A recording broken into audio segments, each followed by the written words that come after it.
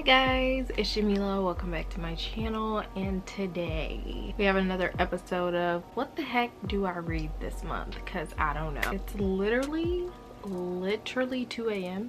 That is why I am coming to you live crusty and dusty and in my prayer garment. So we're just gonna go with it. Starting off, I don't really know what I want to read this month. All I know is every February I focus my energy, my time, my reading on Black authors and Black books. I have plenty of Black books on my TBR. I have like a little pile here. I don't know for sure I'm actually gonna read. I mean, no one knows, right? No one knows the future. Let me just show you guys the holy cow, the 9 books that are on my radar this Black History Month. I like to call it Black Excellence Month, you know. Yeah, so I'm focusing on my people. So the first book I have here is Destiny Surrender by Beverly Jenkins. It's pretty much about a guy named Andrew and a girl named Billy, and they had like a night of passion, and Billy ends up pregnant and on Andrew's doorstep talking about this your kid. I think there's like a marriage of convenience, which we love to see. This is historical, which we love to see, I think, because I'm not really in my historical bag like that. I haven't read that many historical fiction books, but this just sounds like so much fun, and I've been really into romance lately, so I'm gonna try this one. It's just a random thing that I bought at Barnes & Noble. So, and this would be my first Beverly Jenkins book, so that's exciting for me. The next book I have here is Girls Like Us by Randy Pink. I'm not 100% sure, but I think this author is Black, but I'm gonna have to look into that more. But this book follows 4 teenage girls with 4 different stories, and what they all have in common is that they're dealing with unplanned pregnancies.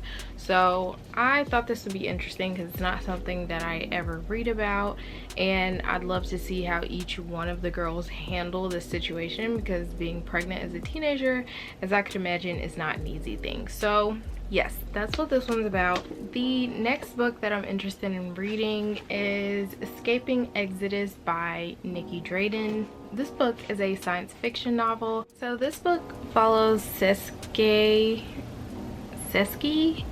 Kali. They live in this colony, and Seski is the one who's in line. Her sister is actually challenging her claim to the throne once she ascends as matriarch of the colony. Seske may not be born a leader like her sister, but her unorthodox outlook and incorruptible idealism may be what the clan needs to save itself and its world. So this sounds really interesting. It's really short looking. It's like 300, yeah, maybe like 300 pages.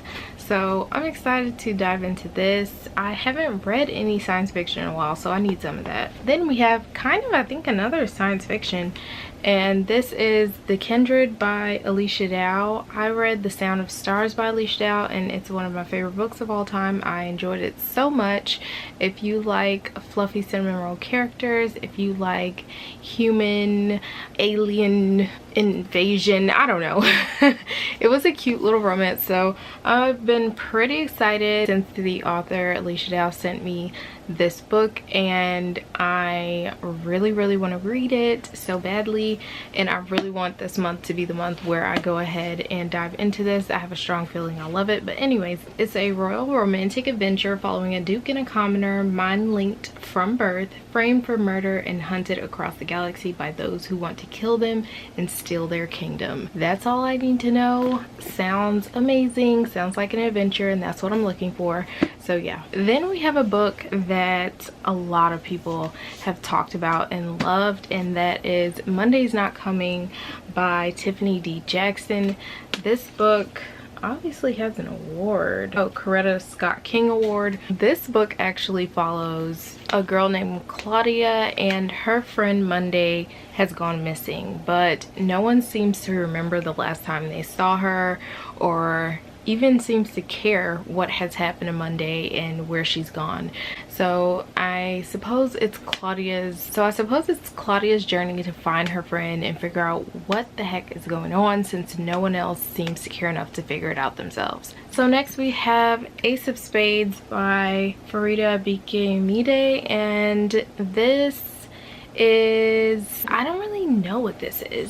I think this is kind of like a whodunit, or like Who's After Me, or like Pretty Little Liars almost type vibes. When two Nivius Private Academy students, Devin Richards and Chiamaka Adebayo, are selected to be part of the elite school senior prefects, it looks like their year is off to an amazing start. After all, not only does it look good on their college applications, but it officially puts them in the running for valedictorian too. Shortly after the announcement is made, though, someone who goes by Aces begins sending anonymous text messages to reveal secrets about the two of them that turn their lives upside down and threaten every aspect of their carefully planned futures. Somebody's out to get these students. They probably don't like seeing them on top, winning, you know, and they're trying to bring them down. This is close to 400 pages, so yes. The next book I have here is 7 Days in June by Tia Williams. I actually know nothing about this book and I just got it. It is a romance book, and I heard that it's a good romance book and it's Black love, which we love to see, and I actually cannot wait to read this one. I'm really hoping that this book gives me Black joy, because I'm fiending to see Black folk happy, you know? So I hope that it gives what it's supposed to, and we get lots of Black joy and romance in this book. That's all I want. That's the only expectations I have going into this. So, but I guess to give you guys a little bit of a synopsis, it says 7 days to fall in love, 15 years to forget, and 7 days to get it all back again. Oh, that sounds good. That sounds really good. I'm ready. And then we have The Freedom Race by Lucinda Roy. This is also a book I acquired recently, and I'm scared. I'm afraid of this one because, so it follows this, like, I guess alternate reality or futuristic America where a second civil war has happened. It's left radiation, sickness, and fractures too deep to mend. One faction, the homestead territories, deal with the devastation by recruiting immigrants from Africa and beginning a new slave trade, while the other two factions stood by and watched. This seems like the Hunger Games meets American slavery and Underground Railroad type stuff, plus end of the world type ish. I don't know, but I'm very scared of this book because I feel like if the author goes in raw with this, it's gonna hurt. It's gonna hurt, and it's gonna be a lot to read, but gotta remember the ancestors. This is on my list, and yeah, hopefully I don't cry a lot. This is not 9 books. This is turning into something completely different, and are we just gonna let it spin out of control? Yes. The answer is yes. I'm just going with the flow here. We have The 100,000 Kingdoms by N.K. Jemisin. This is one that I'm very, very interested in reading. It was sent to me by Monet from Life is Monet, and I trust her with my reading life. So yeah, I am excited to read this one. Not only that, but I've never read an N.K. Jemisin book, so I think it's about time to fix that problem. This is something I'm also possibly trying to get to. This one is about a competition for a throne.